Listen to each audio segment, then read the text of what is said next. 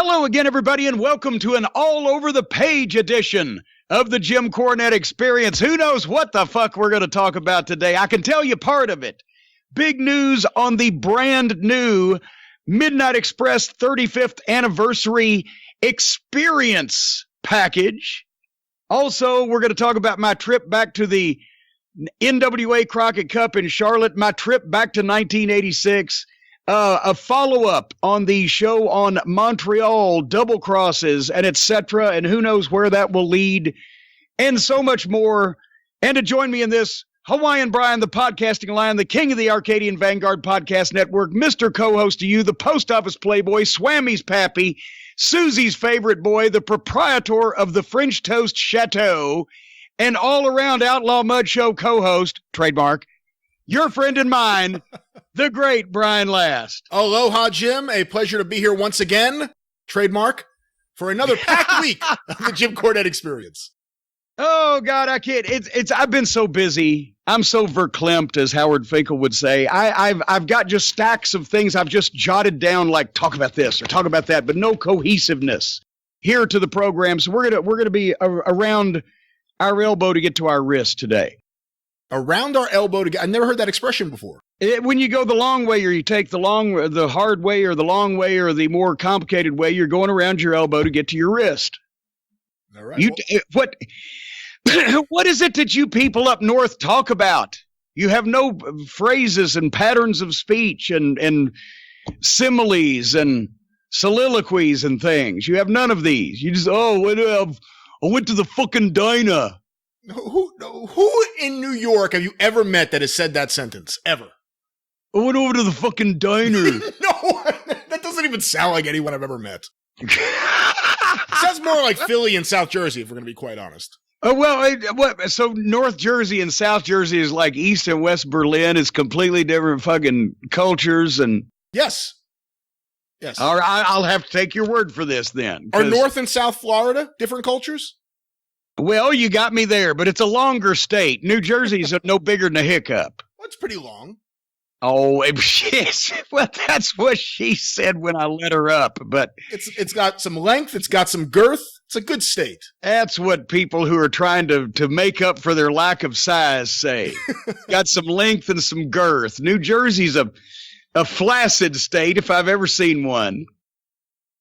Anyway. You know what I've just realized now is we can't make this transition. I'm going to try to.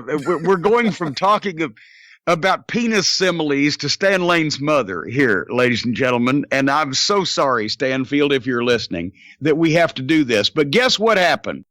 And we'll talk about the trip to Charlotte here in a little while on the program. But I have to backtrack. We got so many new listeners now. I want to make sure everybody knows who I'm talking about here. Stan Lane's mother. I'm not going to mention her first name. People might look her up, but she's a wonderful woman. And I've known her, obviously, since the mid-'80s. And she is 98 years old.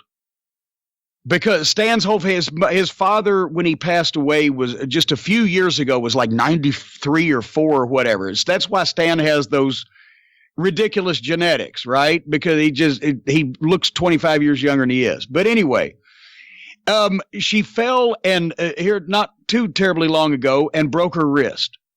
But up till that point, she'd been living alone and driving. As a matter of fact, that was when she fell and broke her wrist, she still had the cast on it. She was looking at Stan like, well, I guess you're going to make me quit driving. Right? Because she's 98, but that's it. The lanes are feisty, right? So anyway, they made the decision. She didn't need to be in the big house and everything. So she's moved to, I mean, they didn't put her in a home. I'm not saying that, but one of those senior communities where you got your place, but there's people around and there's transportation around the grounds and things and such of that nature. And she's doing better now. And I'm sure everybody, if wants to wish her well, just Stan's mom. But anyway, in the process, this is where she has given a gift to the fans of the Jim Cornette and to Midnight Express fans all over the world. In the process of moving and helping Stan's mother move, guess what Stan found in the closet? Apparently, Steve Kern. Well, no, that was not Super 70s pics, tweeted those pics, but Steve Kern is not now, nor has he ever been in the closet. And he's not open about it. I don't know when did you stop beating your wife? Anyway, let's get off that subject completely. Apparently, I overestimated the number of family and friends that the Midnight Express members would want to give the Midnight Express scrapbook to years ago when it first came out, because they didn't apparently give enough of them away. Stan Lane's mother, that's Sylvia's mother by Dr. Hook and the Medicine Show. Stan Lane's mother was the hoarder of 2 boxes of Midnight Express books. Oh, get out of here. We now have officially, however, depleted everybody. Dennis Crocondry's closet is empty. Mine has been empty for quite some time. Bobby's was empty, and now Stan's was empty. But now Stan Lane's mother's closet is empty, and we're doing something special because I once again, I said this last time, I said I don't want to be like I'm price gouging people, but we keep underestimating the rarity and the demand for the Midnight Express scrapbook, because I said certainly, when we had 40 or whatever at $150 a piece, I said, certainly this will satisfy the demand, and they sold out in, what was it? Was it 4 hours or 5? I can't remember. I thought it was 3, actually. Whatever the case.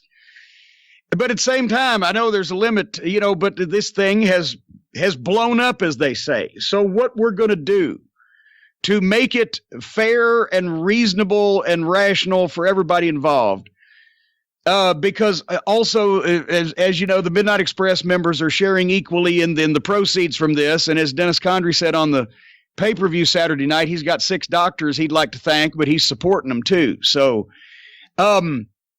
but instead of just offering the book, because people that are going to make this investment, I want them to get their money's worth. I've created one high demand collectible in the book itself. Now we're going to create another high in demand package for the Midnight Express 35th anniversary. This is going to be one, or I should say, you can purchase one of 50. There are going to be 50 of these packages in the world, and they're going to be numbered. And when they're gone, and we can't do nothing else about it this time. You get the Midnight Express book signed by all 4 members and personalized to your specifications by me. We are reissuing the Midnight Express 2-disc DVD set that I did years ago, which has all the Midnight Express matches that Vince McMahon doesn't own. Camcorder stuff that a friend of mine shot in Philly of World Tag Title matches with the Road Warriors, Dusty and Magnum, and the Rock and Roll, and independent stuff, and news features, and Japanese television with us and the Rock and Roll from Charlotte at the Coliseum, plus a collector's booklet, not only itemizing the contents, but illustrated with photos and details, amusing anecdotes, as they say, about each of the individual matches and occurrences. That's part of the fucking package. You also get a Midnight Express reunion photo, our 25th anniversary reunion photo that we are reissuing, autographed by all 4 members of the team, personalized by me, a signed autographed 8x10 of the Bobby Eaton and Dennis Condrey Jim Cornette Midnight Express, a signed 8x10 of the Bobby Eaton Stan Lane Jim Cornette Midnight Express, a handwritten letter of authenticity by me that will number this package 1 of 50, 2 of 50, etc., and a $25 contribution off of each purchase to the American Cancer Society to continue the fundraising that we've been doing in honor of Dennis's battle with cancer. 50 of these packages, they will go up. I'm not going to give a specific time. When I do that, I break my website. But this coming Monday morning, May the 6th, when you roust yourself out of bed to begin your day, if you go to jimcornette.com, then these packages will be available to purchase. The book, the 2-disc DVD with the collector's booklet, the reunion photo, the both combinations of the Midnight Express photos, the handwritten letter of authenticity, the $25 contribution to the American Cancer Society, 50 packages, and then there will be no more, $449.95. You know, Jim, I know you're aware of it because you're obviously still involved in a lot of things. You do appearances and you do the show, but for Stan, Bobby, and Dennis, are they at all surprised that the Midnight Express continues to fascinate wrestling fans all these years later?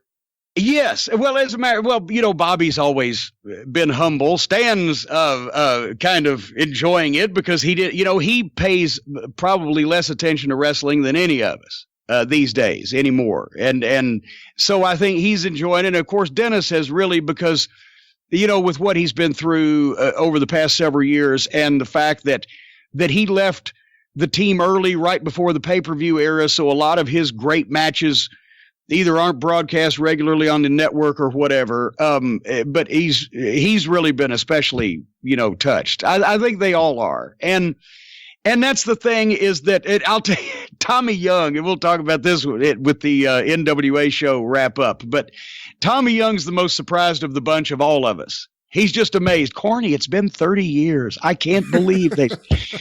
But anyway, yes. So the anniversary experience package. And once again, guys, the book on YouTube is on YouTube. What am I talking? The book on fucking eBay, the other fucking oddly named internet service.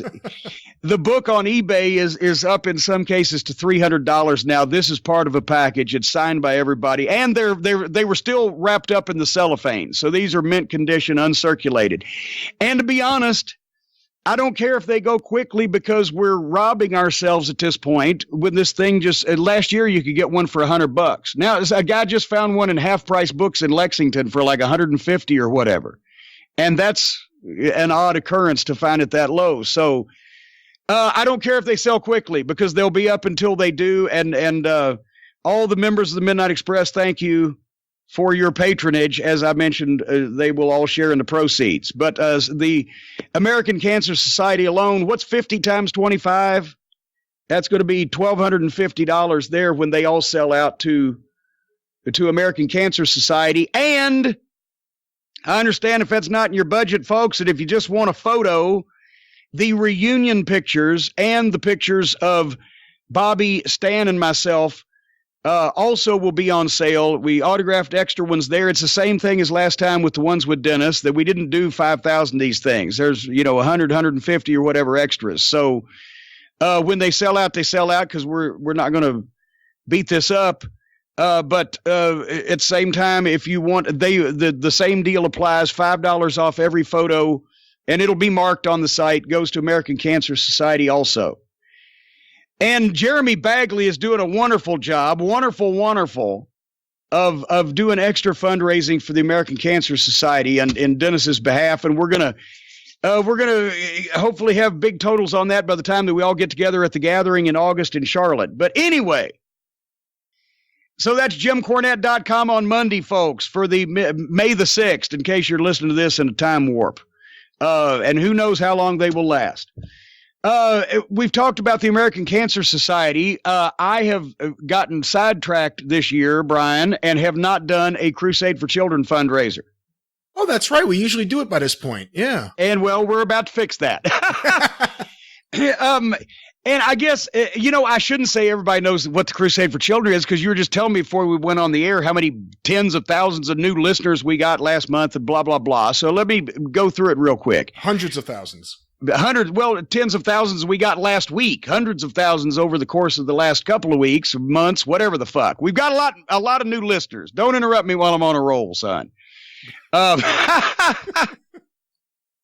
Anyway. The Crusade for Children here in Louisville, Kentucky, is the oldest and largest local fundraising event of its kind in the United States of America. It was started back in the 50s, 1954 to be exact, by WHAS Television.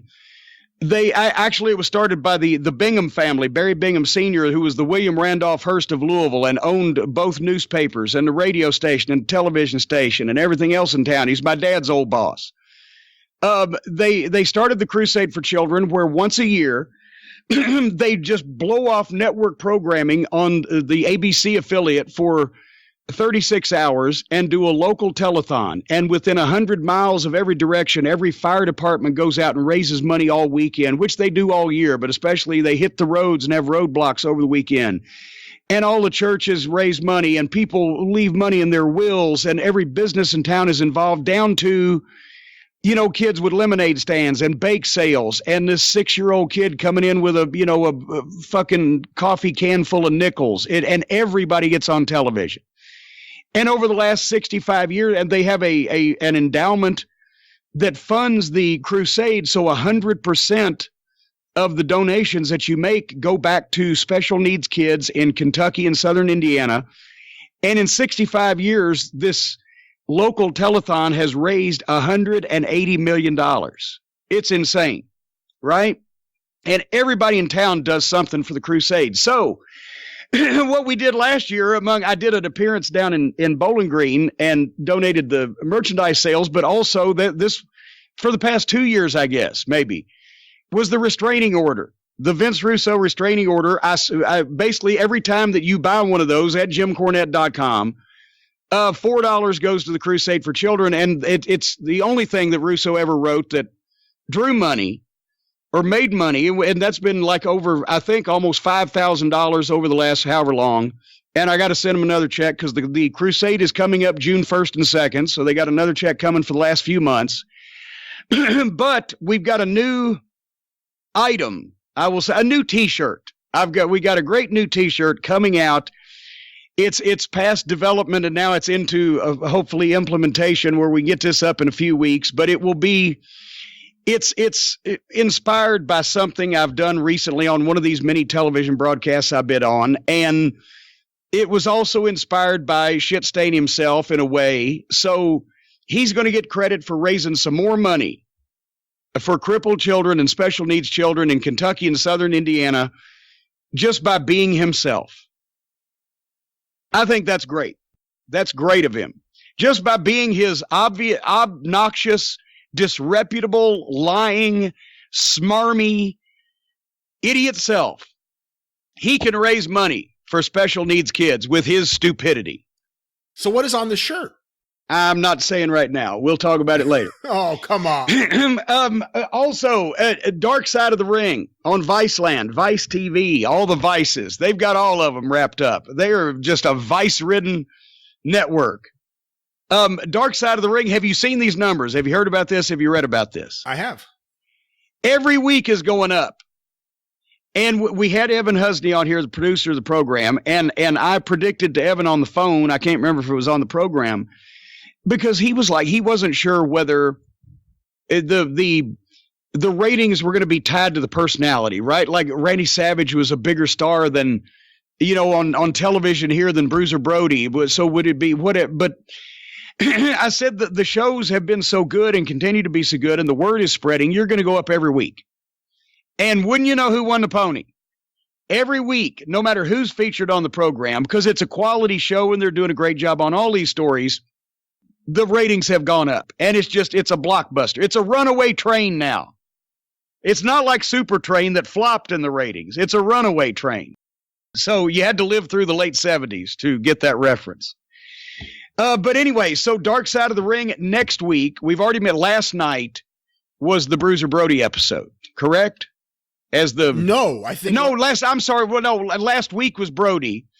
And last night was the Von Erichs. And this podcast goes out on Thursday. So next Wednesday will be the mysterious death of Gino Hernandez, of Gorgeous Gino. But the thing is, have you seen this? Like even though the new episodes premiere on Wednesday night at 9:00 Eastern or whatever, on Thursday night, they're running a block from 7:00 to, I believe, 11:00 is all Dark Side of the Ring episodes. Then they break for an hour for Always Sunny, and then they go from like fucking midnight to 6 a.m. with more Dark Side of the Ring. So Always Sunny's on Viceland? Yeah. Are you fucking ribbing? What? It's an FX show. I didn't know it was on Viceland. It has been on Viceland for some time now, and I can't believe it. You didn't, and that's why I check constantly to make sure I'm not missing Always Sunny on Viceland or Dark Side of the Ring. But you can watch them over and over again, folks. Go to sleep watching an episode, leave it on Viceland. When you wake up, another episode or even the same episode will be on because it's the most popular show on television. And I'm on a bunch of it. There may be some correlation there. I'm not sure. But anyway, the ratings keep going up. Make sure you catch it. And live events, I must mention, God almighty, I tell you what, I am just busier than the one-legged waitress at the IHOP here coming up over the next several weeks. So I've got the notes here. Richmond, Virginia, the Holiday Inn on Commerce Road in Richmond on Saturday, May 18th for the two-man Power Trip Podcast Convention 3, or as we affectionately refer to it, TMPT Con 3. Sounds like DEF CON 4. There will be no nuclear waste in the area of the Holiday Inn on Commerce Road in Richmond. On May 18th, when the Midnight Express and I will be there, Ricky Morton and Robert Gibson are going to be there. Shane Douglas is going to be with Francine, is going to be there, which is, and I believe, the very first time in Richmond for that to happen. But anyway, the Fan Fest during the day, and then immediately afterwards, like 4 o'clock in the afternoon or so, a VIP pizza party with myself. Tickets and information, tmptofwrestling.com. And I want to see everybody in Richmond on May the 18th.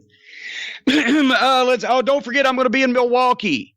Major League Wrestling, the TV tapings on June 1st. Actually, not Sheboygan, fucking that suburb of Milwaukee. What is it? Fucking hell. I can't do it off the top of my head. Go to MLW.com, folks. And we're doing TV up there.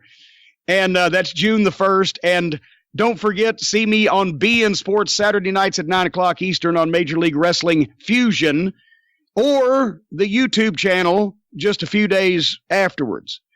And also, I will be at the Pro Wrestling Night at the Florence Freedom on Thursday night, June the 6th.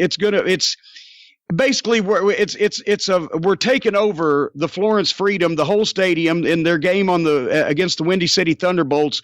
Me, Jim Ross, Billy Gunn, Marty Jannetty, Pro Wrestling Night, $1 Miller Lite and Coors Light drafts. It's WBEBN Thirsty Thursday on June the 6th. So anyway, FlorenceFreedom.com/wrestling night for all kinds of ticket, autograph, and meet and greet information.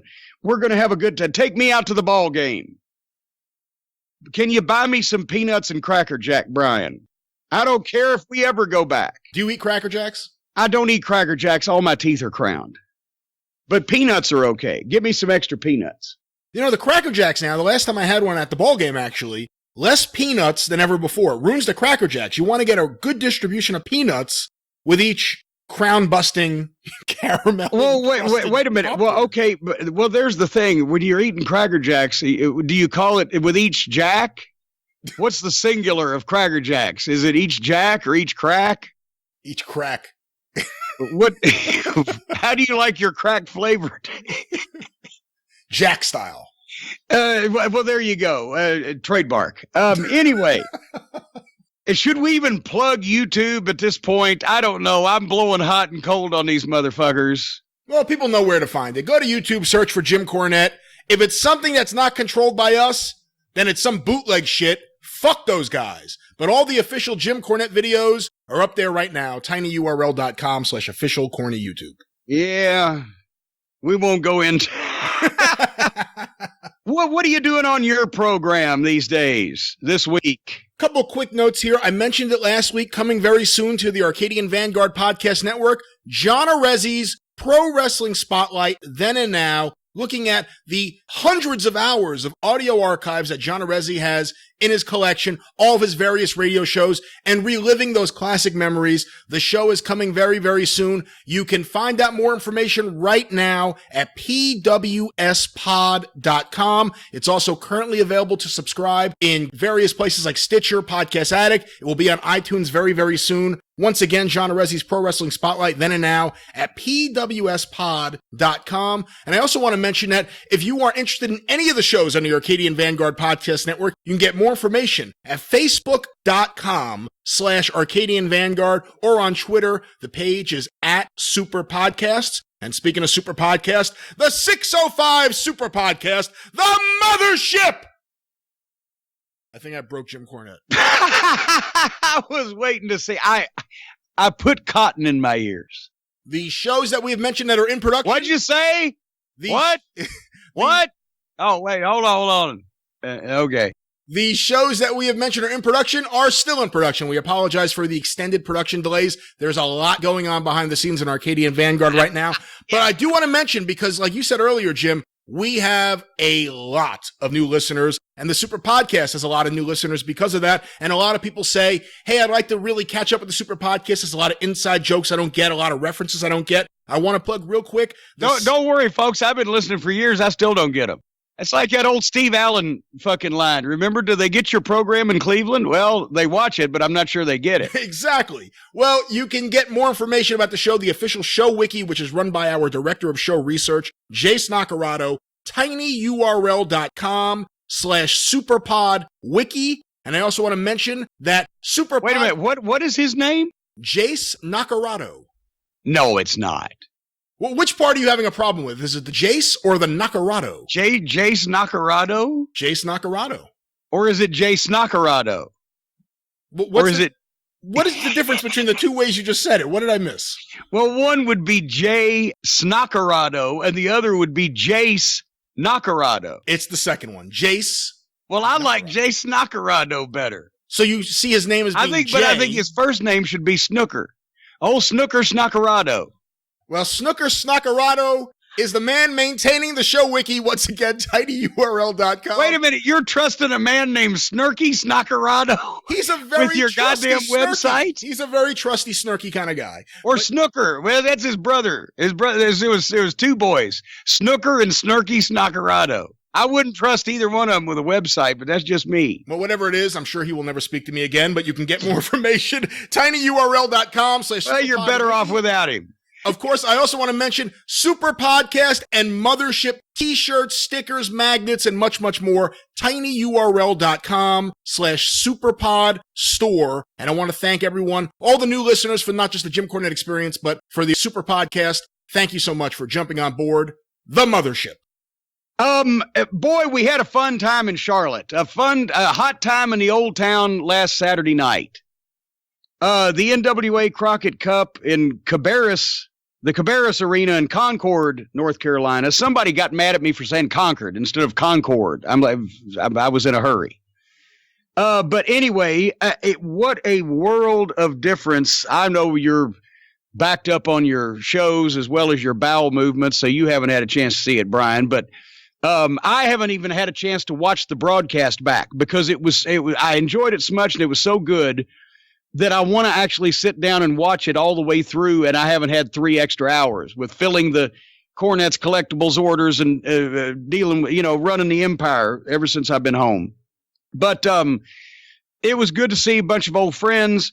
I went down there on Friday, and I do one thing. I was not going the direct way between Louisville and Charlotte. I was not going to come back that way because Interstate 85 can kiss my big fat white ass between Spartanburg, South Carolina, and Charlotte with all the construction and the bullshit. So on the way back, I just came up north to Charleston, West Virginia, and turned left. But got a chance to have dinner with Dennis Condrey and his wife Teresa on Friday night, and Saturday was one of those loaded days. We left the hotel because it was about 30 minutes to the arena. So we left the hotel at 9:30 Saturday mornings to make sure that we were there in time for the VIP session to open up. Did the VIP panel with Billy Corgan, which was fun, talking about old Chicago wrestling and just answering the folks' questions. We did the autograph and meet and greet session for pictures, did pictures with the Crockett Cup. Got that done. Then obviously I was doing color, so I had to was involved in the production meeting and then the announcers meeting. And then went on the air at 7:00 and did a 3.5-hour show, and then congratulated everybody on the way out, and finally got back to my hotel about 12:15 the next morning. So it was one of those days. It was fun, but I'm too old for this shit. I think I say that every time I leave the house, don't I? I'm not sure. Pretty much. A few times a year, you hit me with that, and then you end up getting busier than you were the year before. Yes. But anyway, So it was fun to meet a bunch of the old Charlotte fans as well as some of the new ones. Billy Corgan actually drew a few younger people to the VIP session. It wasn't all just folks from our era. Does he know his Chicago wrestling history? Does he know his stuff? Well, yes, and we were talking a little bit about the Bob Luce collection. Part of it was he's got like 9,000 negatives because Bob Luce started in the 50s taking pictures at ringside at the International Amphitheater for the Wayline magazine. Yeah, for Fred Kohler. So he's got all those negatives, and he's got the show sheet reports for the International Amphitheater. And you can see where he said at one point they went like 120 something shows in a row at an attendance figure that was considered a sellout. Like 12,000 something or whatever it was.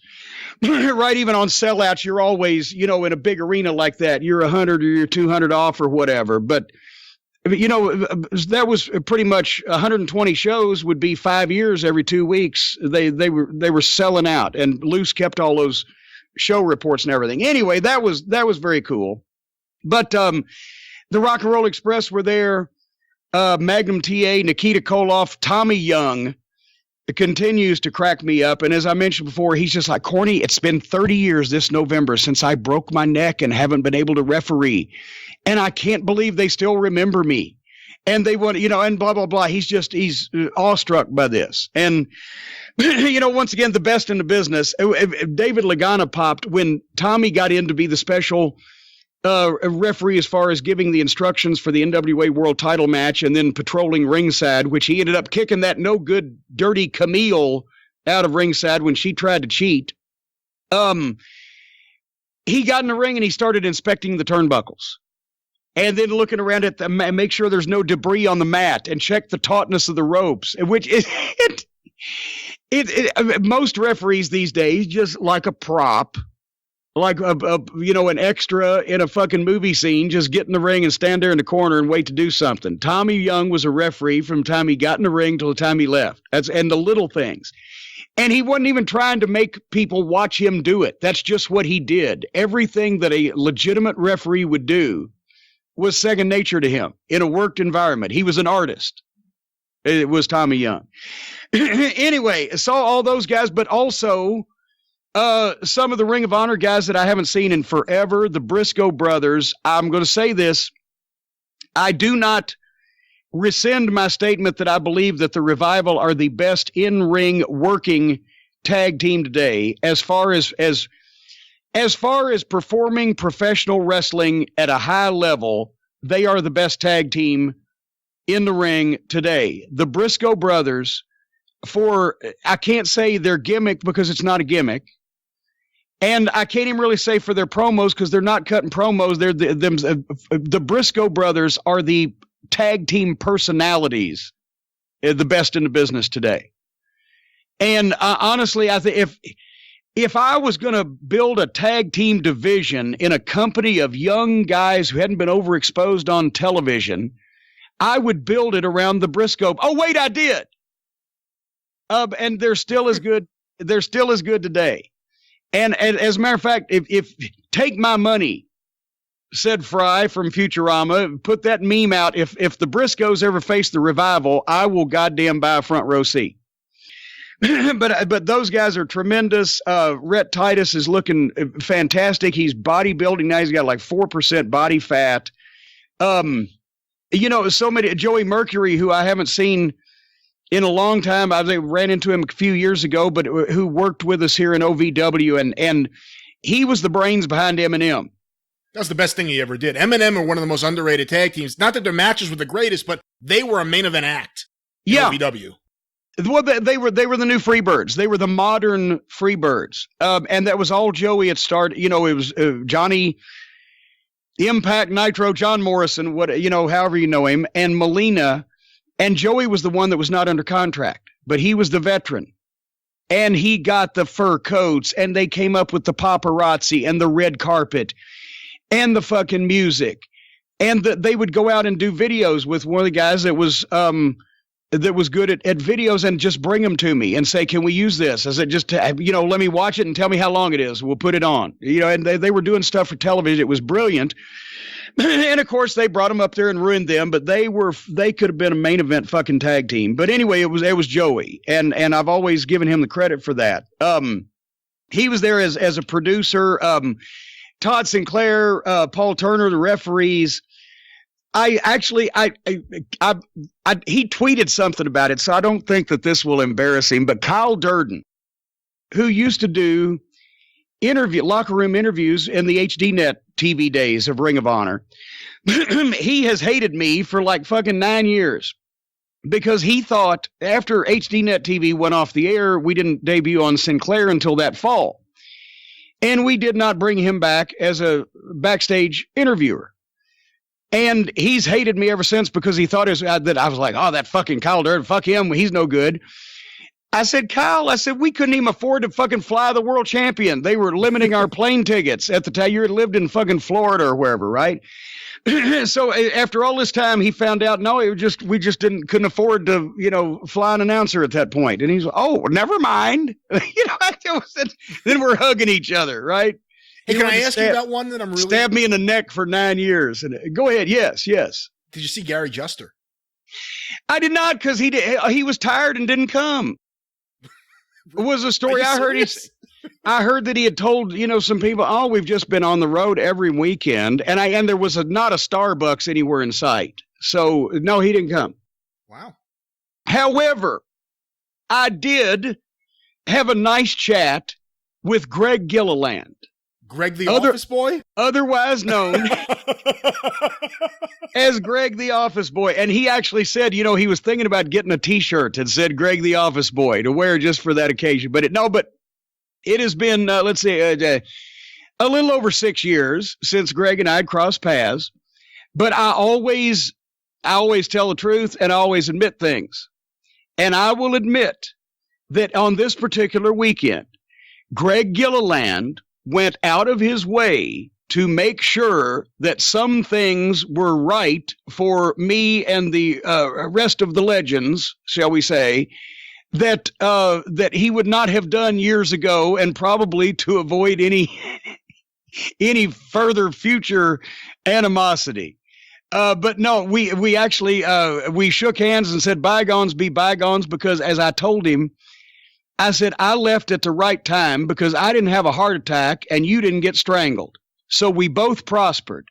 And now look at us. We're both making more money than we were back then. And he said, looking at it that way, he believed that that I was probably right.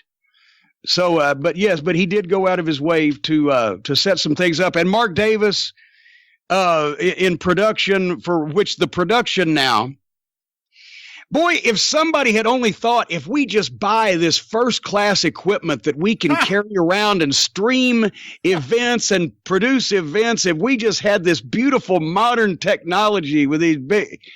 They have the tech area now is as big as some of the buildings we used to run Ring of Honor shows in 10 years ago. So it was a pleasure to be a part of the production. The audio was great. That's what I was going to say. The 70th anniversary event, I talked to Billy Corgan, and he said that it was a great show in Nashville in October, but it wasn't who they were as a television production. And this completely erased that problem. This was the smoothest production, actually, I think, that I've been involved in. I don't know how fucking long. And everybody, and I've enjoyed working with Joe Galley again from the NWA, but also Ian Riccaboni, who is almost terminally cheerful, with a smile on his face, from Ring of Honor. It was a 3-man booth, but it wasn't awkward. Those guys were great to work with. So it was a lot of fun all the way around, but especially, I'm not going to go through the whole thing brick by brick and blow by blow, but everybody was on their game to the best of their ability, whatever their level of ability was on the show. But especially if the Briscoe brothers and the Rock and Roll Express, Ricky and Robert turned the fucking clock back. I'm not just because they're my guys. I will say that they have not worked this hard, nor got this response, nor had a match like this in several years. Let's put it that way, in my opinion. And it just clicked, and the people were into it, and it as the old saying goes, they tore the house down. And the retweets of Ricky Morton doing a Hurricane Rana at what he admits is 63 years of age, and then following that with the Tope Suicida, before. And once again, I don't think it's breaking anything that anybody doesn't know about the wrestling business or does know to say that afterwards I told the Briscoes, I said, you were just beating up a bleeding Ricky Morton in Charlotte, North Carolina. You realize that's like getting to get on stage with Frank Sinatra. And they were like, oh, yeah, they were just over the moon. But at the same time, it kicked quite a bit of the rock and roll's ass while they were at it. But that thing, really blew the roof off. PCO, you can't not be impressed with this guy. He's 50 years old now. He's lighter and looks in better shape than when I worked with him in the WWF 20 fucking plus years ago. And he's goddamn taking bigger bumps. He isn't human. He's impressive as fuck to see him, especially live. I'm not advocating that everybody should take bumps like this, as I usually don't, but goddamn it, he is also, for him, it's led to a career resurgence because he's got something wrong with him somewhere that he's able to do this at this age and perform like that. And I wouldn't recommend it. Don't try this at home, folks. It was good seeing Medusa again. Love me some Medusa. And I felt bad for her because her promo on the program, one of a couple of different things she did was not what she wanted it to be. But one of these things, and I've had this happen, right before she's ready to go out and has what she's doing in mind, somebody came up to her, official from the show, and started talking about something else. And something else that was going to, and basically it threw her off. So when she didn't get focused as she could have been until the end, and she felt bad about it. But same thing happened, and she didn't want to be the bitch and be like, no, fuck off. I'm busy. I'm thinking about something, right? So she's trying to be when you're polite, which is why I'm usually not polite in these situations. When you're polite, it just costs you because you're the one's got to go out there. But anyway, Colt Cabana put in a serious pro wrestling performance. Mark that down in your little black book, wherever you keep it. That he actually and proved that he can do it when he wants to. And I had to call it as a result of that. I did mention that I'd been critical of him in the past for entertaining instead of wrestling, but he managed to be an entertaining wrestler instead of a wrestling entertainer over the weekend. Jim, I've heard mostly universal praise for the event, so I'm actually looking forward to watching a good deal of it. People have sent me various clips. But I did hear from a few people, was there a dance break in the middle of one of the matches?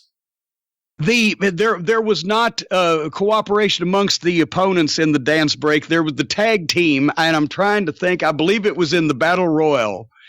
The tag team in the middle suddenly, before they fucking did their double dingbat or whatever they were going to do, they did their little double dance routine. So it wasn't like we were going into dance fever where all the opponents were cooperating, but I think they called it a floss or something. I don't know. But as I recall, the maneuver that they then followed that up with, I think it backfired. So maybe they took too much time and their opponents had it scouted. I don't know what to tell you. But yeah, there was no I don't want to say interspecies, but there was no intermingling of the opponents dancing with each other suddenly in the middle of the match. I would have had to take a bathroom break for that one. But anyway, I'm building up to the main event. Obviously, I've seen Nick Aldis wrestle. It's the first time I've seen Marty Scurll live. These guys did a wonderful job. This was an NWA World Heavyweight Championship match.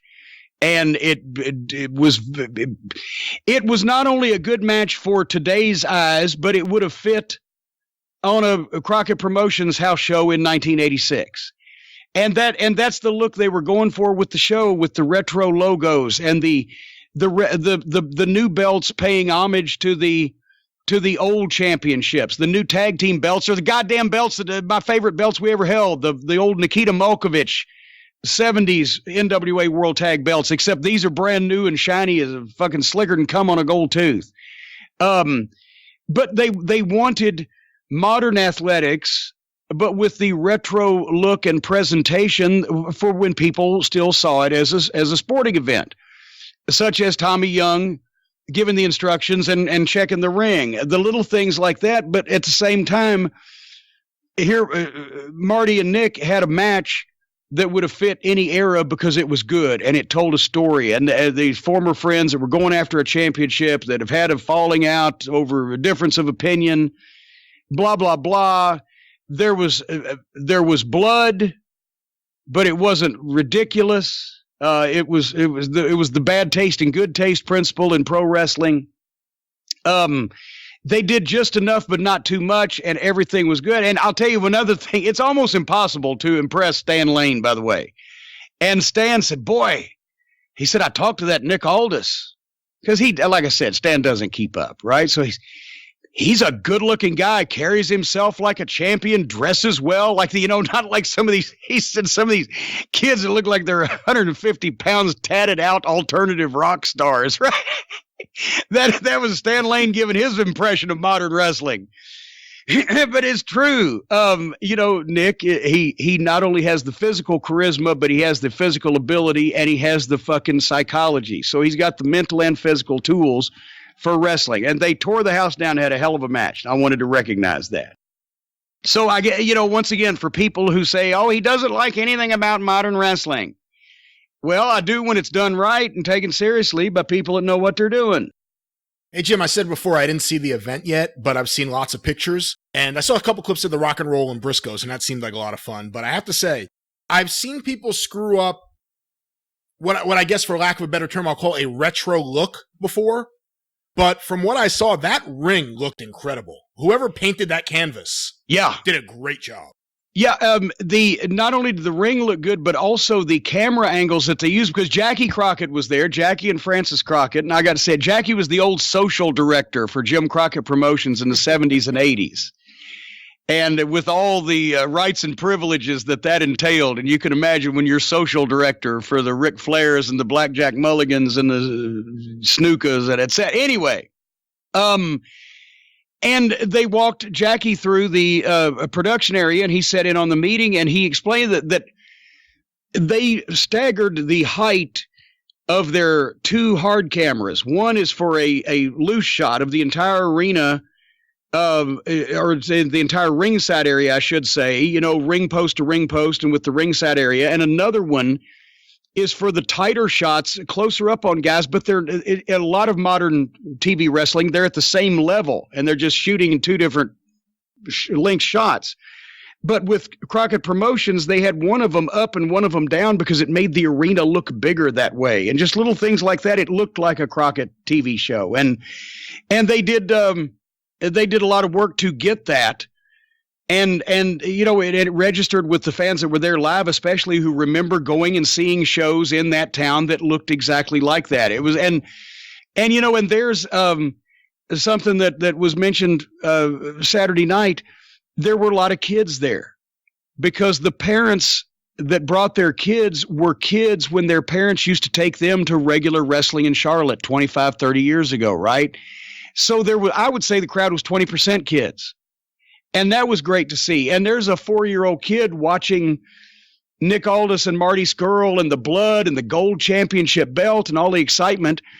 And somebody said to Nick and Marty on Saturday night, to that kid, you're going to be their Flair and Dusty, right? Because that's their first memory, their first reference, and all this pageantry being made over this thing. And so that was cool. It's nice to see that, and especially in a place where of any place else still yet in the country, the Carolinas still has a tradition of wrestling and where it can be presented the right way without people going, and rolling their eyes. It was refreshing. Hey, 2 quick questions before we move on. There's a video I saw that I'm guessing is from in the middle of the show, a shot from the crowd, of you running as fast as I've ever seen you run. Oh, God. To the back of the arena. Was that just a bathroom break or was it something else? No. Here's the thing. The only thing I didn't like about the production, and I told them this, was that the announce position was not at ringside in this big building, was not at ringside at a desk where we could be in the middle of the action, but it was for the sake of the shot or whatever. It was up on the second floor at the end of the building where they could shoot us with the ring and the arena and all the people behind us. And so it looked like a cool shot when they went to us on camera. But we were effectively as far away from the fucking ring as we could possibly be in this building, and watching the monitor with our backs to the building. So it's hard to feel in the middle of things like that, you know. But anyway, to conduct the interview, I had to go from the announce position over across the building to the stairs, down the stairs, and all the way the length of the floor to go back around the aisleway and get in the ring. And once I got out of the ring, I had to do the same thing to get back up. So I was running to the stairs, right? But when I got to those stairs and looked up and saw that's about fucking 3 or 4 levels of residential stairs, I started walking again. I said, fuck it. If I run, I won't be able to talk by the time I get back to the fucking microphone. But I was from the ring to the announce position because the match had suddenly broken out. Imagine that, a match between the Rock and Roll Express and the Briscoe brothers suddenly erupting from an interview I was doing with the Rock and Roll Express, where the Briscoes interrupted and violence suddenly was flung up against the wall, and I had to escape. I don't know how that happened. And then my second question, everyone's been putting over your performance once again as a commentator. A lot of people really enjoyed the event. You had a good experience reuniting with a lot of wrestlers who were there when you were previously there. You even had a good experience with Greg. Oh, and gosh, and I didn't even mention I got the chance to sit down and talk to Joe Koff. And if he ever heard this show and I didn't mention him, we went off in a different direction. I was so hung up on Greg, but Joe Koff and I had a nice talk also. And he was telling stories about the MSG show and how far that they have come. And so we got a chance. I've always liked Joe. Joe's always been a gentleman to me. So I don't want to miss mentioning him. Well, my question is, other than Gary Juster, who obviously was exhausted and unable to be there. He was tired. I think he has tired blood. You had a positive experience, though, the rest of the weekend. Is the door open in any way, or is it ridiculous to think this way, for at some point in the future for you to do anything with Ring of Honor, whether it's commentary or anything else? I mean, is the door open, or is it just one time, nice seeing everyone, I won't see you again? No. I didn't leave and say, fuck all you guys, I'll never come back, but I didn't even really knock on the door. As far as it was a Ring of Honor and NWA co-promotion, and the Ring of Honor production was being used, and I'm sure they will work together more in the future because everybody seemed to be enjoying themselves. I am committed to doing more NWA events, so the same situation could happen. But no, Ring of Honor is a weekly television program. I'm not. I can't do anything every week anymore. I'm lucky to take a shit once a week these days. So no, I'm not. I don't know if there would be anything for me to do or that I should pursue doing on any of the Ring of Honor branded events going forward. But who knows? You never know about these things. There you hear it. We'll see you in the winter. Final Battle 2019. Oh, shut up. Cornette returns. No, I'm on enough. I can't be on any more television networks. There's going to be some kind of antitrust legislation taken out against me. I'm on Vice. I'm on beIN Sports. I'm on MLW on Free Sports in the UK and in Ireland. I'm on Fight TV with the NWA event. I'm on, I think MLW may be on Fight. I'm on, what else am I on here? YouTube. Well, no, I'm talking about television platform. We were on, it was traditional pay-per-view. I actually taped the event on traditional pay-per-view, the Crockett Cup, so that I could watch it back whenever I get 3.5 hours where I can pay attention to something. So they're gonna sue me for having a monopoly if I'm on any more television stations or networks right off the bat. I hope WEBN night at the Florence Freedom on June 6th is not on national television. That may be a conflict event. They may have to black out my halftime festivities. Remember, I'll just be blacked out locally. He says it's dollar beer night. I may just be blacked out, period. You never. Anyway, all right, with what we have left of the program, and I hope I didn't miss mentioning anybody there over the week, but we really did have a lot of fun and got to see, and Billy Corgan was wonderful to sit down and talk to for a while also. And I have to say I was wrong about that. What did they buy? They've done a great job, as the NWA hadn't been this high profile in 25 years. But anyway, we do have a couple of follow-up things on our episodes the last few weeks on I can't say the word screw job with a straight face. We've explained that that's not even a wrestling word, right? No, we've never actually discussed the origin of screw job as it was applied to Montreal on the show.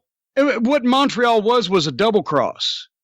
Screw job is a term that a lot of the emerging smart wrestling fans of the 80s and the newsletters of the 80s kind of popularized.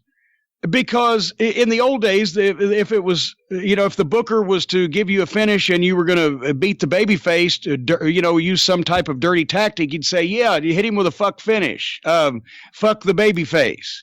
And so then some of the more prudish and less, vulgar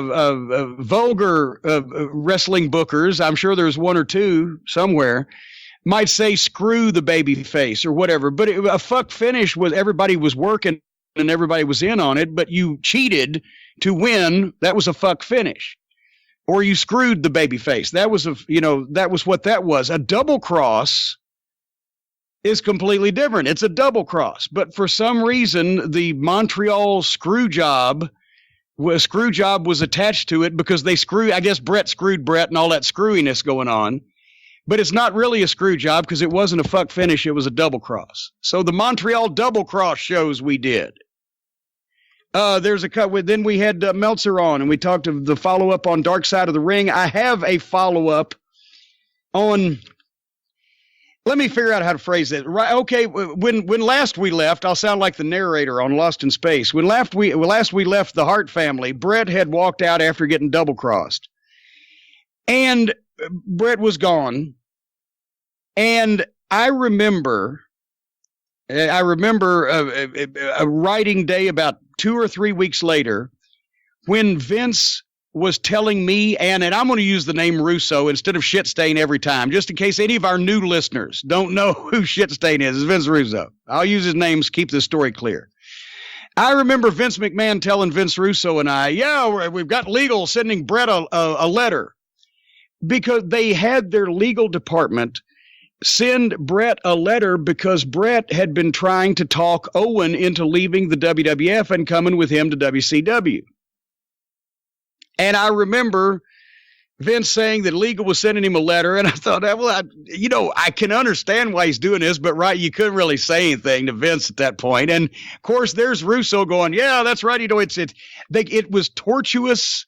A tort, like a legal tortuous interference with Owen's contract that they threatened Brett with a lawsuit for trying to talk his brother into after they double-crossed him into coming with him, right? Well, I remembered that side of the story, but it wasn't until Meltzer and I were comparing notes on both sides of the situation. Bret Hart, guess who told, apparently, Vince McMahon and Titan Sports that Bret Hart was tortuously interfering with his brother? Vince Russo. Because a couple weeks after the fucking Montreal deal, Vince Russo calls Bret up. And he's acting like he's his good friend and he's sympathizing with him. And, oh, man, I can't believe they did what they did. And there had to be another way or whatever. So then in the conversation, Bret brings up that he wants Owen out of there. He was trying to get him to come to WCW because, and we'll talk about Davey in a second.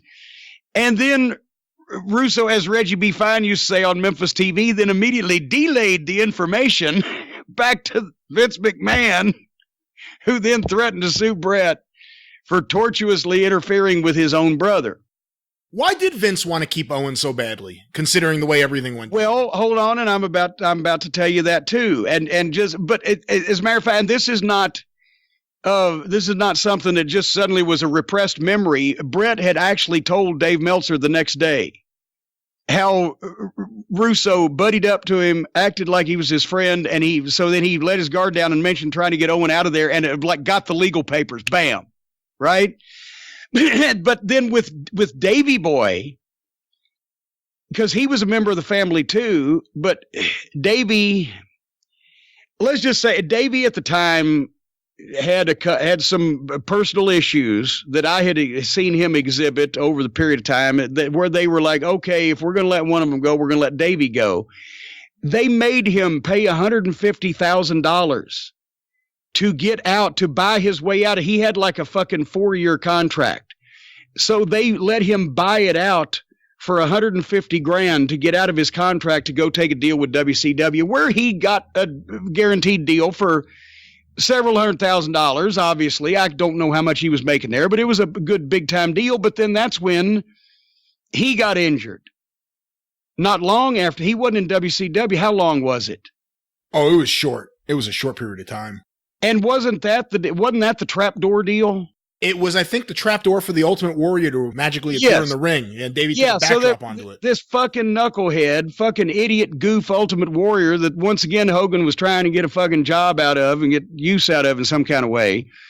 They have a trapdoor built into the ring so that he can crawl through the ring and do whatever the fuck he's going to do, and Davey takes a bump on the handle of it. Like they've got a handle, and I don't know what the fuck anyway, and so he fucked his back up, and he was pretty much done. So they fucked up Davey Boy's career. But here was the thing. Vince kept Owen because Vince wanted to make Owen the Canadian hero. And me and Dave touched on this a little bit, but it bears repeating. Obviously, since you didn't pay any attention. Vince immediately tore up Owen's $250,000 a year contract and gave him one for $400,000 because he knew that Owen, a big deal was providing for his family. And Owen wanted that guaranteed security in a place he was already in and at least kind of halfway knew what he was dealing with. And $150,000 a year raise for a couple of years, however long the term was. And Vince even told us right at the beginning there, yeah, Owen's going to be our Canadian hero. I think he wanted to replace Brett and show that, well, it's my promotional machine, right? And also that way he could pay back the Hart family in his mind. And he wanted him to work with, and if you'll recall, when Owen came back, it was a run-in on Shawn Michaels at the next month's pay-per-view. And then they had a match in Richmond on a Raw where Michaels, playing off the concussion he'd had. No, that was after. That was years earlier. But anyway, it was a deal that Owen was going to work against Shawn and be in the title picture and in the mix and everything. And by the time that fucking Shawn and the rest of his buddies finished burying him and coming up with the nugget shit.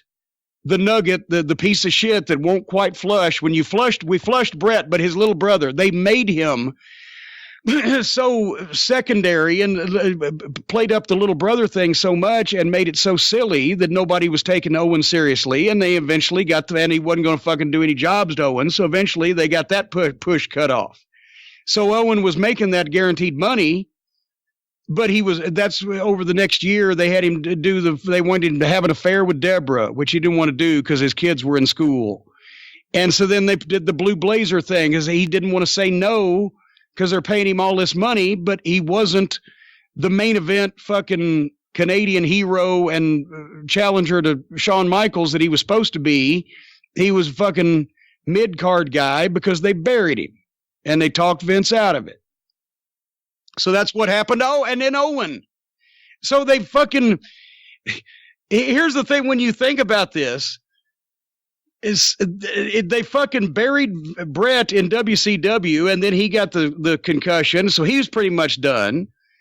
And they made Davey buy his way out of his contract and he went to WCW and their negligence hurt him. And Owen Did Neidhart have to buy out too? No, they just let him go. That was fine. And then with Owen, they want to keep him and make him a star and they give him a big raise. But then the fucking, Billionaire Boys Club of WWF, the Clique, buries him too. And they end up making him a mid-card guy. And he's up in the rafters in Kemper Arena. And there went Owen. So the wrestling business managed to botch up their entire family. 3 of the most talented wrestlers in the fucking history of the world in 18 months. Just being stupid. What was it like for Owen after Brett left? Because obviously I'm assuming that he would spend most of his time at the arenas with either Brett or Davey or Jim or Pillman, who had been alive a month earlier. So when he comes back and Brett's gone and Neidhart's gone and Davey Boy's gone, who is Owen mostly spending his time with? He was friends with Jeff Jarrett. He really was. And I know he rode with me a couple times. See, I wasn't on the road full time. I was going in and out for TV. So, I'm not sure who all his riding group was. He rode with me a few times in between TVs, but I think he rode a lot with Jeff and Deborah. But it wasn't the same. And he told me flat out, he's like, I'm making money for my family. On one of the trips that we took, he was saving up because he mentioned, I think, didn't he want to be a firefighter because he was taking or going to take courses. He already had an idea that maybe however long this was going to last, wrestling, where he was still in his fucking early 30s, 5 years or whatever the big contract was, and then he would have a backup plan and to live at home in Calgary. His brother's a firefighter, right, Keith? Well, there you go. Yeah. Yes, I think that's what it was, and then. And also, but anyway, so that was really fucked up enough. But here's also, once again, for these nitwits, this is another piece of information. For these nitwits who think that it's still a work or trying to say it was a work, they had depositions on both sides. The WWE sued to shut down Wrestling with Shadows, and they gave depositions. Brett looked into suing the WWE for breach of his creative control clause, breach of contract, but how can you win monetary damages for hurting your career in front of a jury when, number one, it's wrestling, and number two, you left a job where you were making $1.5 million a year and now you've made $2.5 million. That would have never passed a jury because they wouldn't have fucking got it. But and then Vince threatened to countersue if Brett sued for breach of fucking contract, then Vince would countersue for assault and damage to the equipment. So all these fucking depositions and all these lawyers involved, they're going that far for a work when Vince McMahon has never gone that far. Even the stuff that he wanted people to believe was a fucking, it doesn't make any sense, right? So that's that. I just wanted to clear those things. But yes, Vince Russo strikes again. He was the one, as 20 years later, when we're all comparing notes about what we were hearing from different sources at the time, shit stain strikes again, stabbing somebody in the back. But I'm surprised he wasn't like, Brody, mi amigo, por favor. I'm surprised it wasn't Vince Russo. Do you remember how long it was after Montreal that you guys found out that Brett was mic'd by Wrestling with Shadows for that conversation with Vince earlier in the day at Montreal? I don't remember when I learned that very thing because I wasn't on the creative team that much longer. And as a matter of fact, we can go into that while we still have time in this program. One more thing before we go. I have my book out again because, as we all know, Montreal was November 9th, 1997. And then, as we all know, I left and bailed the fuck out of there quickly. So the next day, I sneak in, wondering if anybody's wanting to beat me up, right? And everybody looks at me normal, so I'm like, okay, I'm covered so far. And that's when we have the production meeting, because that's a Raw taping in Ottawa, Ontario. And obviously, Brett was not there. Obviously, nobody ever expected Owen or Davey to come either, right? Because they're family. Vince didn't, and there wasn't even heat on them for not coming. That was an understood thing that was probably going to happen.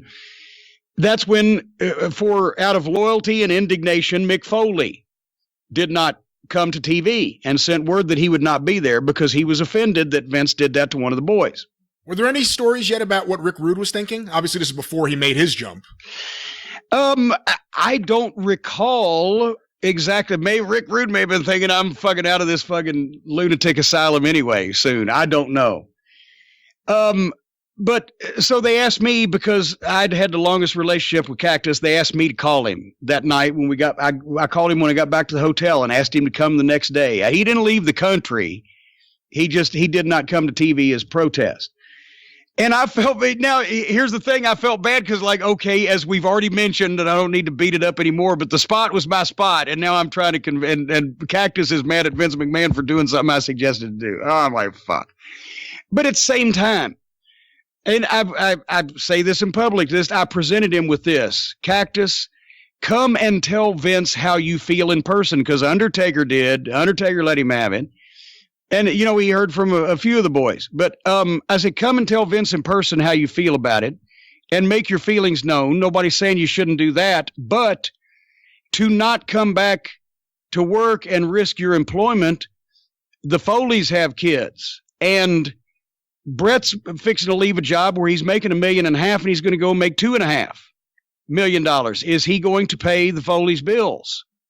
Which was basically for real. I mean, it was right for him to be indignant, but it wasn't fair for him to penalize him. If all the boys had a fucking staged a group walkout, well, maybe then we'd have a union. Who knows? But it wasn't fair for Mick to. I've always said it. He's too nice. He's too nice being a wrestler. If Mick Foley and Bobby Eaton were roommates for 3 months, if they moved out and away from each other, Bobby would have everything Mick owned, and Mick would have everything Bobby owned.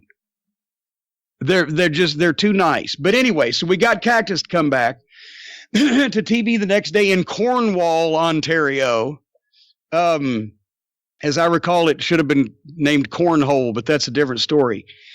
But then the following week, when everybody got back and got settled fucking down and realized, that's when we talked about Vince thought he was going to be the babyface. He's at the studio. He cut the interviews, the time-honored tradition and all that stuff, and quickly realized he was not going to be.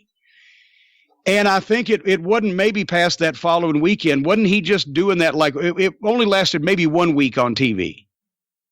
Maybe it was 2 that he was thinking he was going to be the babyface. But pretty soon he realized that this was turning against him. And once again, Russo was right there right now with all of this because this was his dream come true. It's real. It's real drama and horseshit. He can really fuck this wrestling stuff. Now I can write this shit like the Jerry Springer Show and win a fucking daytime Emmy or whatever the fuck he was, or just do crash. He called it Crash TV, but what it was trash TV. That's where he got the idea. He changed one letter of a word like he did with most everything and then took credit for it. He was wanting to do trash TV. He was salivating, and here was his chance. Here's all this fucking drama and all this chaos. And now Vince doesn't know which way to go. Yes, Vince McMahon, the evil Mr. McMahon, is the greatest heel character in the history of television. But what this did was it also opened the door for all this fucking Jerry Springer bullshit that we would have to fucking look at and listen to for the next, 2 years. So anyway, the weekend of right before Thanksgiving, it was a weekend of house shows. Richmond, Virginia, Greensboro, North Carolina, Hampton, Virginia, and then the TV's Raw tapings were in Fayetteville, North Carolina, and Roanoke, Virginia on November 24th and 25th.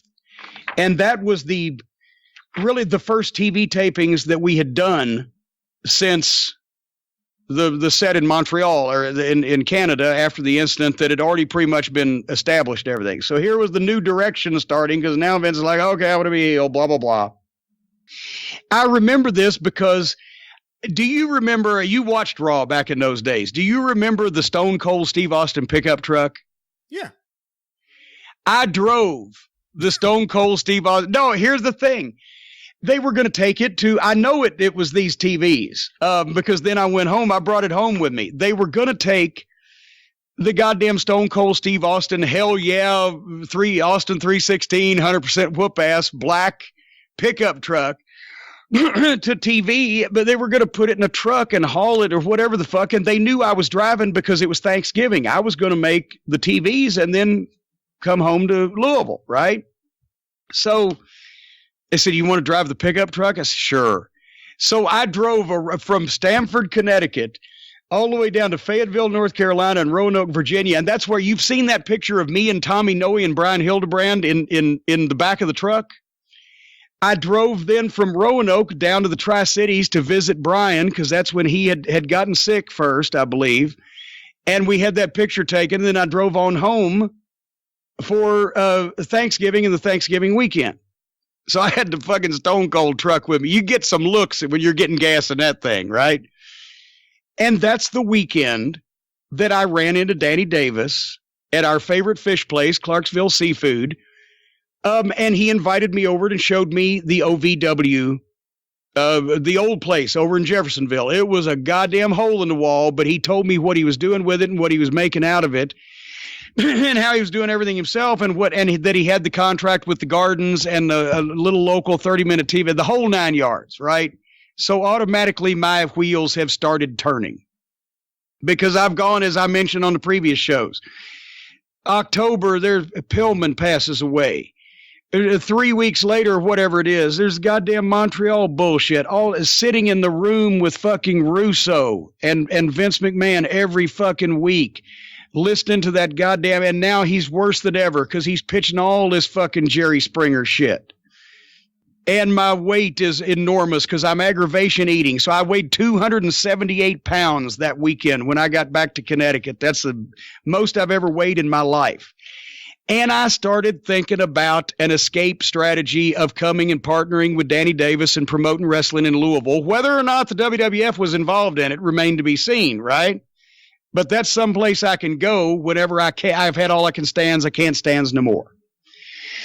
So we get back, and now it's December, and we do the Springfield, Massachusetts In Your House pay-per-view that was originally going to be, remember the 30-day extension that Brett was allowed to have where he could come and drop the title then? That's right, yeah.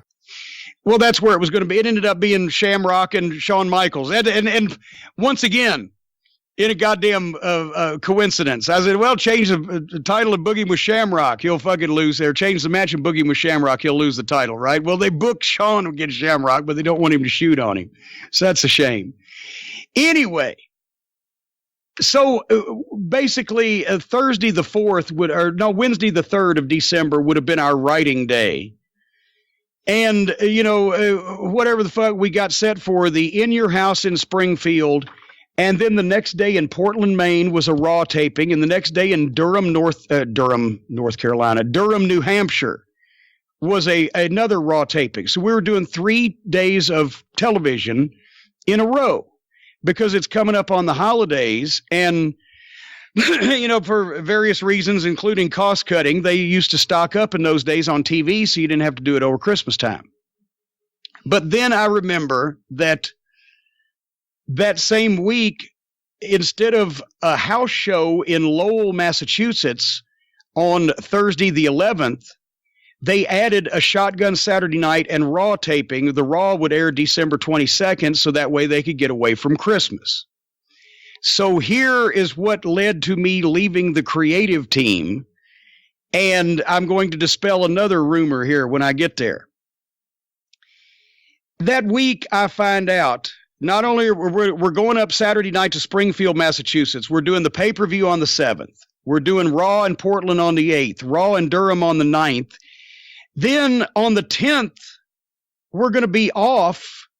There's a house show, but the TV crew, the creative team, we don't have to go there. But then we're going to be in Lowell, Massachusetts, literally like 50 miles away from Durham or whatever, on the Thursday.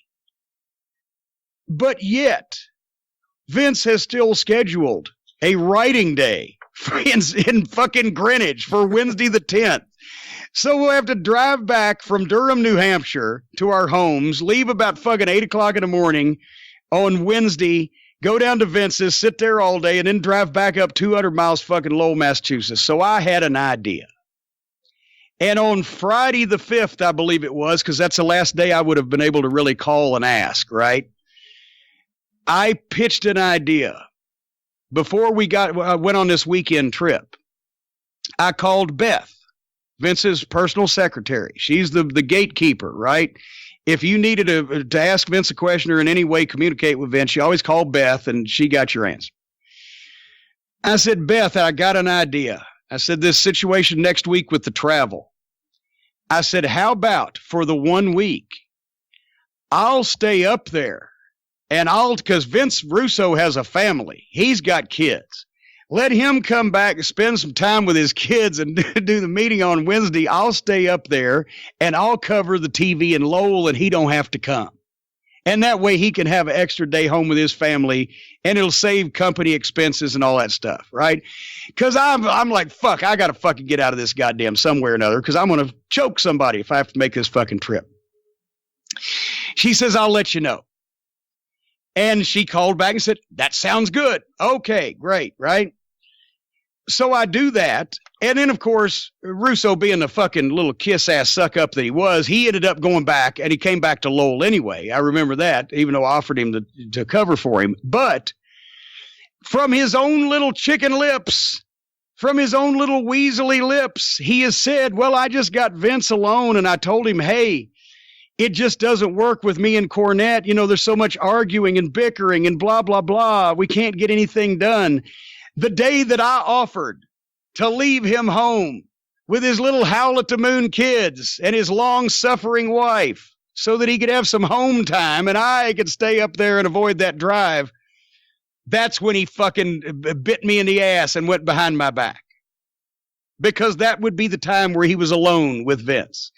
But you will also notice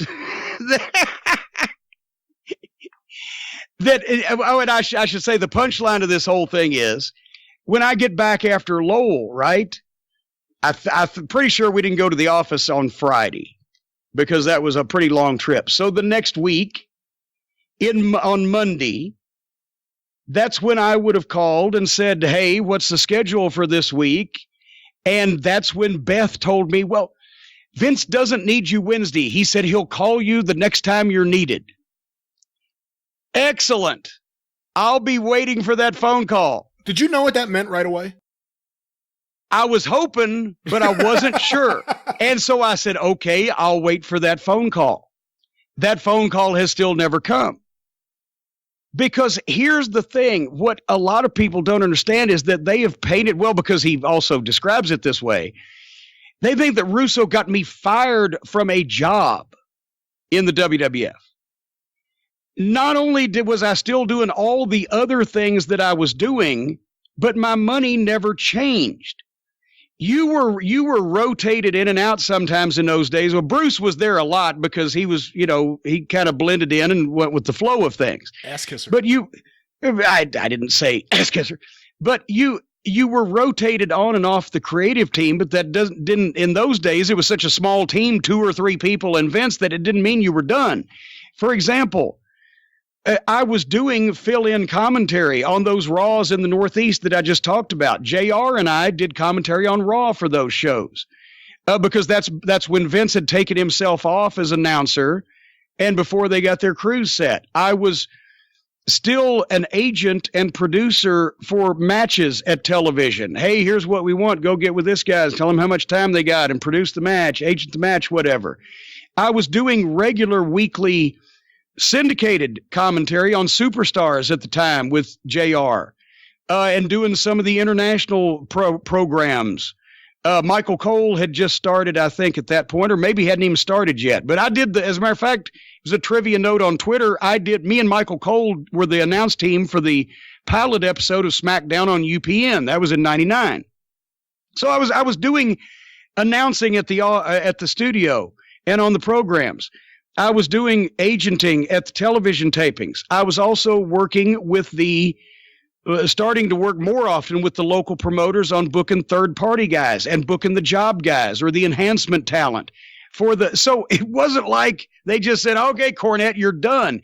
What this meant to me was that I didn't have to fucking drive to Vince McMahon's house every goddamn Wednesday morning for an hour and a half in that fucking traffic, listen to Vince Russo shit out his fucking mouth for 8 to 10 hours at least, and then drive back in the same amount of fucking traffic and eat myself into a goddamn oblivion.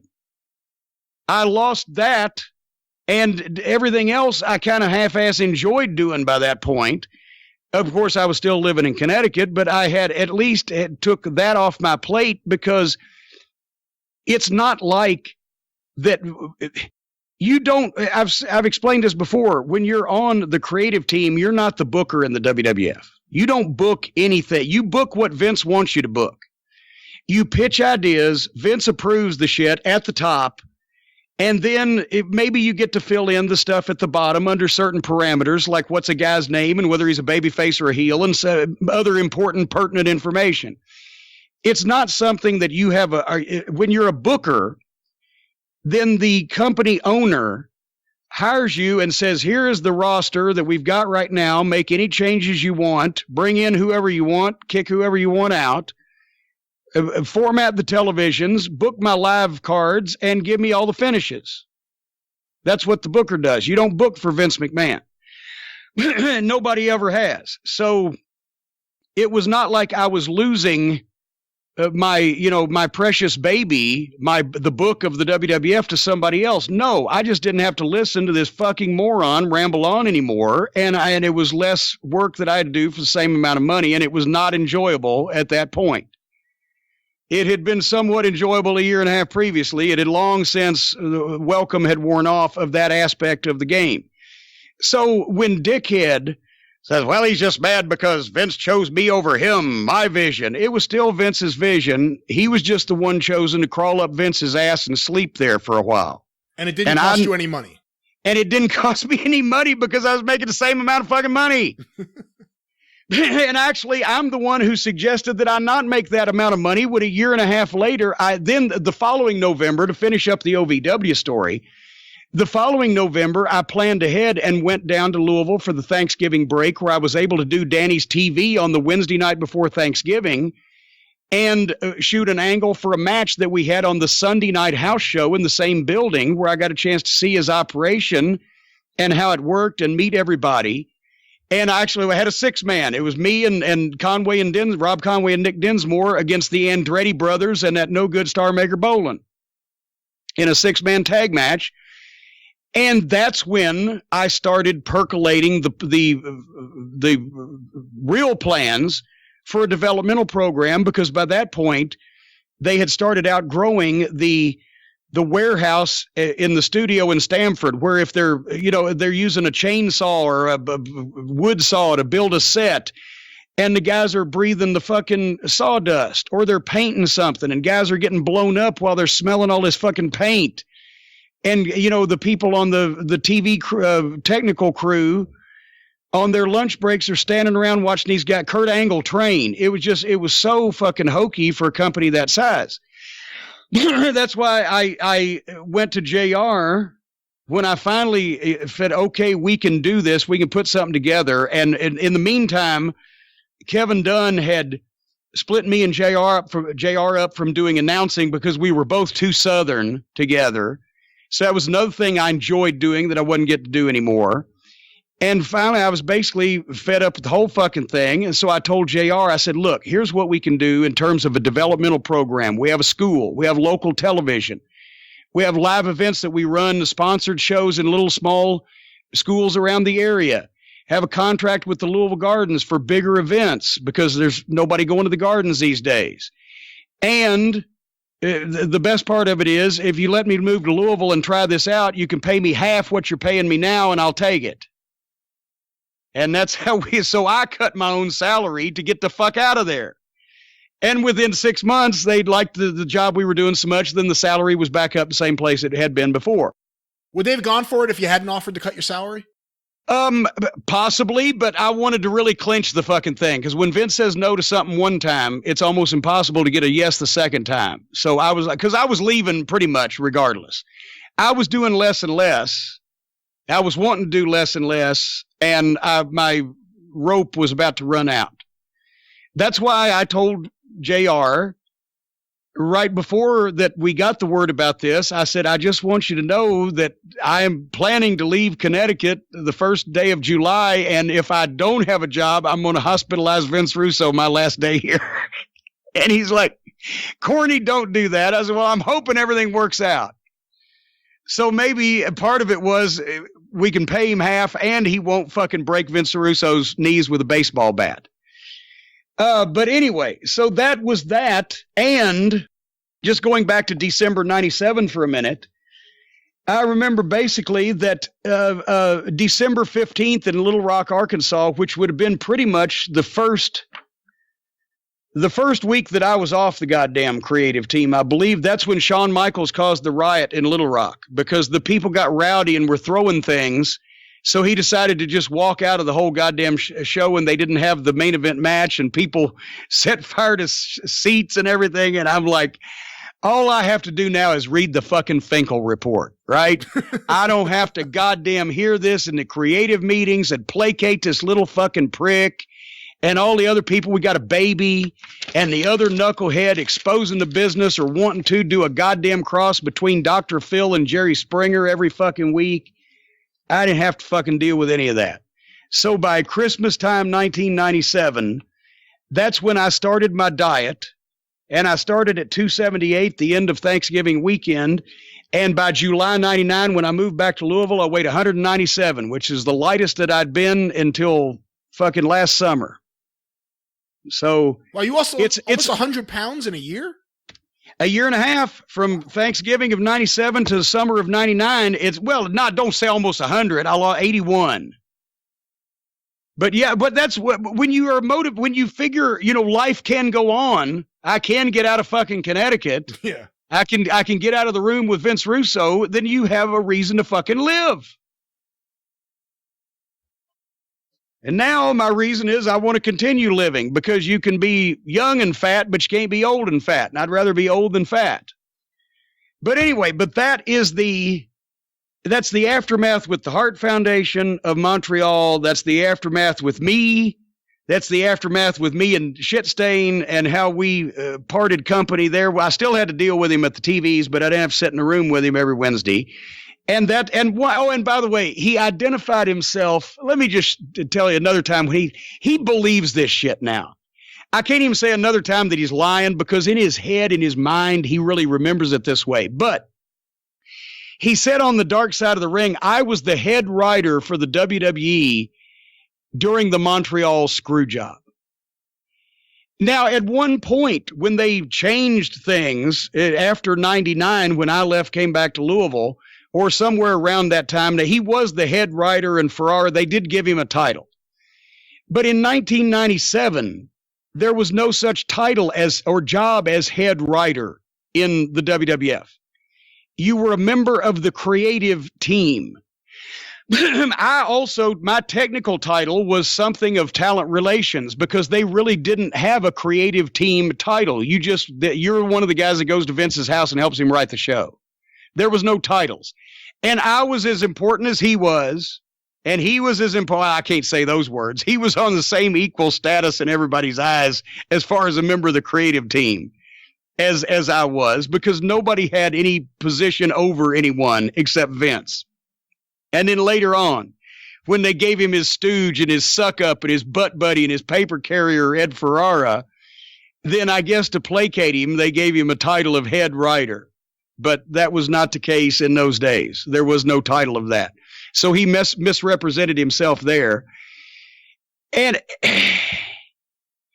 anyway, he's tried to claim to deflect the fact that I hate him because of his obnoxious attitude toward wrestling. He's tried to claim that he got me fired and cost me money. But no, it didn't cost me any money.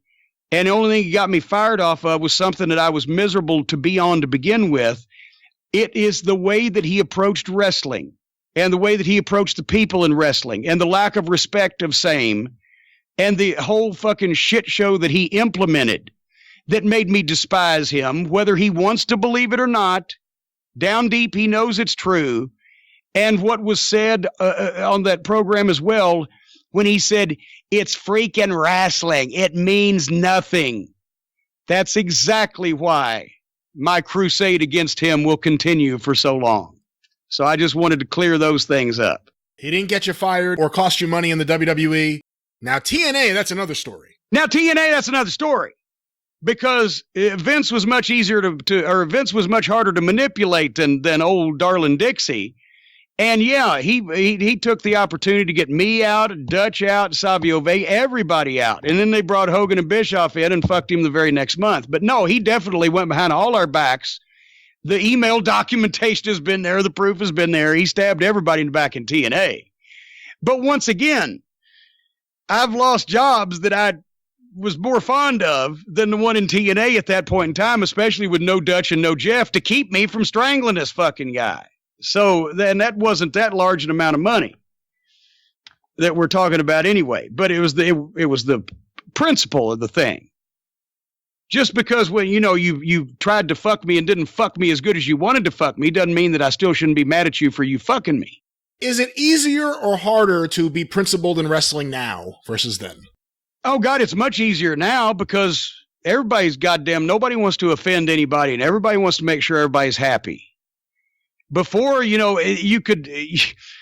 always wanted to err on the side of safety and do everything I can, for other people within reason. But, there was free reign to just fuck people around back then as often as you wanted to in a lot of cases. But then we got corporate.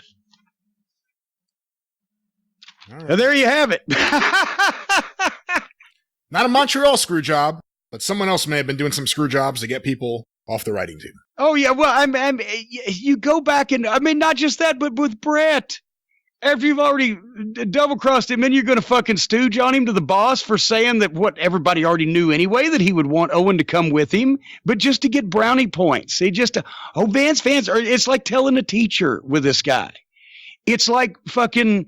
He's got to be the narc. He's got to be the hall monitor to get the brownie points so that you can see how great he is and reward him with, letting him have everything his way until, you go out of business. He's always been that way. Everybody he's worked with or everybody is. Here's the thing. Not everybody has bad shit to say about him, but everybody that's really worked close with him in the same kind of level, not as like a writer talent, but as just as on the same level with him, has nothing good to say about him. And there's one more thing before I go. Writer. Here's another way that we're so far apart. You never had writers in wrestling. You had bookers. And being a booker was much more difficult than there's been some great writers, right? There's been Hemingway and Shakespeare and et cetera, and none of them have ever been in the wrestling business. Great bookers knew how to pick talent. And how to match talent against each other that would bring the best out in each other, and how to juice up the rivalries and the confrontations with angles and little pieces of verbiage and things you could say and, stuff you could drop into conversation and little clues you could leave. And they knew how to manipulate the fans' emotions and what they would want to see in a particular territory, because some were more different than others, what they would want to see to keep them coming back week after week. And don't hot shot too much, and don't kill your baby face. He's got to be in jeopardy, and he's got to be in danger, and he's got to lose more than he wins, but he always has to win the blow off. But don't keep the blow off too long, or they'll lose faith in him, or get heat on your heel, but not too much heat where it's disgusting heat. The intricacies, and keep your roster happy, and make sure they make enough money, but that they won't leave, but not enough money that they get independent. And always make sure that the promoter is happy with, and all the other intricacies of being a promoter and why that was an art in wrestling. And he said at one time, Booker Schmooker, I'm a writer. Yeah, that's why you shouldn't have been anywhere near a fucking locker room, you fucking dickless twat. He wanted to be a writer because he thought that's what you needed to be in the wrestling business, because his limited cognitive ability and simpleton's understanding of what he had been watching on TV but had never been involved in, that's as far as he could get with it. To understand it was, I'll just be the writer and tell all these guys what to do. I always wanted to be a booker. I never wanted to be a writer. Writers shouldn't be involved in fucking wrestling. I've said that 1,000,000 times. He never wanted to be a booker because he didn't understand what a booker was. He thought a booker was wrestling. I'm a writer. One day maybe he's going to win an Emmy. But he's the only writer I've ever known who claimed to be a goddamn big-time fucking college journalism fucking major. He's from New York City, and he went to fucking journalism school in Evansville, Indiana, if that tells you anything. And then still couldn't fucking spell when he got out of that fucking program. So the difference was. He wanted to be a writer. And he did about as well as a writer does in wrestling, which is shit the bed, because it's not a person that understands what they're supposed to be doing. He never wanted to be a booker because he wasn't smart enough to understand that was even what he wanted to be. But he wasn't good enough to be that anyway. So that terminology, we should clear that up as well. Everybody from New York, Brian, that has promise in the literary world and wants to be a journalist or a writer, they go to school in southern Indiana, don't they? That's usually the road to getting a book published, is you go to Evansville. All right. Anyway, so just a few things that we wanted to all clear up there before we signed off. Next week, we have no idea what we're doing. You know what we're doing, Brian? No idea.